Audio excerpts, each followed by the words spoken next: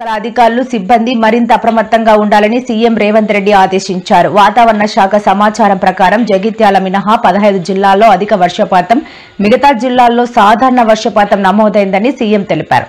నిజామాబాద్, సంగారెడ్డి, మెదక్, వికారాబాద్, జయశంకర్, భూపాలపల్లి, ములుగు, భద్రాద్రి కొత్తగూడెం, ఖమ్మం జిల్లాల్లో మోస్తరు నుంచి భారీ వర్షాలు కురిసే అవకాశం ఉందనే వాతావరణ శాఖ సూచనల నేపథ్యంలో సీఎం రేవంత్ రెడ్డి శనివారం ఉదయం ఉన్నత అధికారులతో మాట్లాడారు.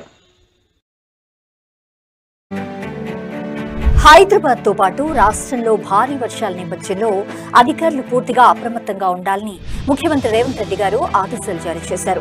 హైదరాబాద్ తో పాటు మిగతా ప్రాంతాల్లో భారీ వర్ష సూచన ఉన్న నేపథ్యంలో అధికారులతో స్వయంగా మాట్లాడి పరిస్థితులను అడిగి తెలుసుకున్నారు. రాష్ట్ర ప్రభుత్వ ప్రధాన కార్యదర్శితో పాటు రాష్ట్ర డీజీపీ, జీహెచ్ఎంసీ కమిషనర్, హైడ్రా విభాగ అధికారులకు ముఖ్యమంత్రి గారు దిశానిర్దేశం చేశారు.